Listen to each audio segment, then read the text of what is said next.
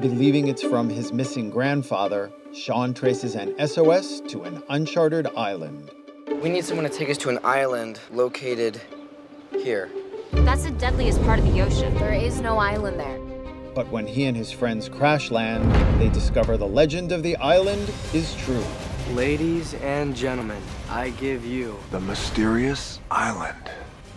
Finding his grandfather, they all must escape the island before it self-destructs. In Journey to the Mysterious Island. We've all just seen it, so first of all, I want to know, is it Journey to the Mysterious Island or Journey to? It's Journey to. The reason why it's called Journey to is because this is a sequel to Journey to the Center of the Earth, which had Brendan Fraser. It actually had some good wit, some good character development.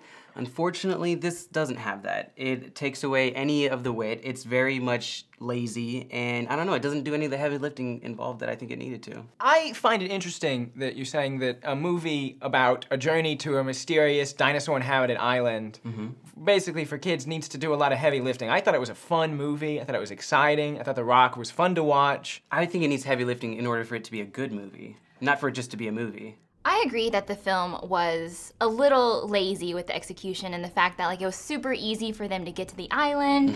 Anytime there was a problem and they wanted to solve it, The Rock just conveniently, or not The Rock, Dwayne Johnson's character. You can call him The Rock. Oh, okay. So The Rock's character could easily solve it because he had a background with the Navy. But on the same token, it was a fun family film, and I think that's all it was supposed to be. It sort of felt like the old 1930s B-movie serials, where everything is set up to the next big set piece, and you know that The Rock is not going to die halfway through this movie. There's not going to be a rock that just falls on him and kills him. Although that would be ironic. Yeah, well, I mean, but the story was interesting, I guess. What makes it different is that it's about Vernians. Now, a Vernian is someone who believes that Jules Verne actually had done a lot of the stuff that he had written about. He went to the center of the earth, he went to a mysterious island. Now, the main character, Josh Hutcherson, he is a Vernian, and he believes in all these things. Josh Hutcherson was solid in this movie. He's proven himself as an action star for teenagers. After seeing his performance in Journey 2, I'm confident with what he's going to do in The Hunger Games.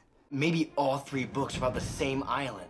Maybe that's why nobody else has ever found Mysterious Island, because they haven't used the other two books. Let's talk about Luis Guzmán and how amazingly stupid his character was. Well, Luis Guzmán plays the fool, and Luis Guzmán is a fantastic actor. He's great. I love him. And in this movie, though, he might be a little too dumb. See, I brought a chart. See, this is the general relationship between comedy and stupidity in the character of the fool in movies. Now, see, as you start off, when you're a smart character, you're really not that funny. Okay. And as you get stupider, you get funnier and funnier and funnier until you reach this peak. I think this is like Dumb and Dumber? Dumb and Dumber would be a good example of characters that are so stupid that they're hysterical.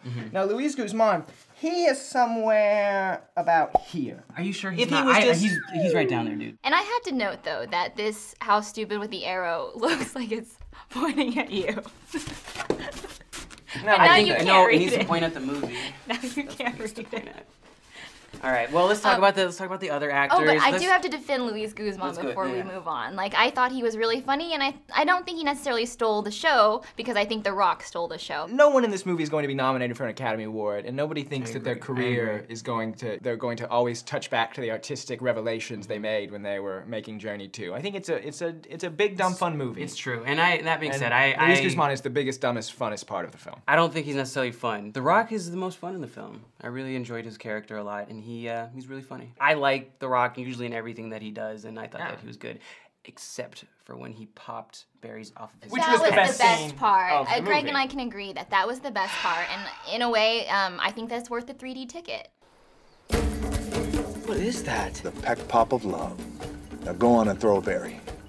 Boom. Visually, it was, exhilarating, had some really great set pieces. The Mysterious Island does look very nice. I agree with that. And it was bright and colorful, and I think the 3D actually added to that too. Like when they had the giant bee, or when they had the little elephant, it looked good in 3D, mixed with the berries. It helps. So much of the film is computer generated. Yeah. So much of the island is this green screen background that the 3D doesn't jump out at you as a bad effect as much, because it seems to blend more with the world. Yeah, it's very much in the background, which I enjoyed. I feel like it was very much trying to be like Avatar. There's this really cool scene with this huge lizard, and they're trying to run away from it, and there's all these slow motion parts, and I thought it was really cool. The special effects in the movie are great. The set design of the island is fantastic. It really is a mysterious island.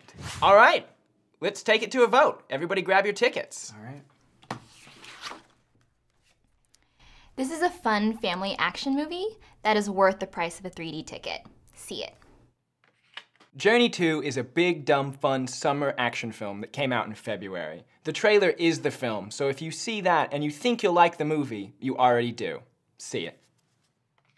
Journey 2 loses a lot of the grounded reality of the first film, resulting in a very frustrating, if not sometimes visually appealing film. Stream it. So our votes add up to 2.5 tickets, which is a see it for Journey 2, The Mysterious Island. All right. Cheers. Cheers, guys. Cheers.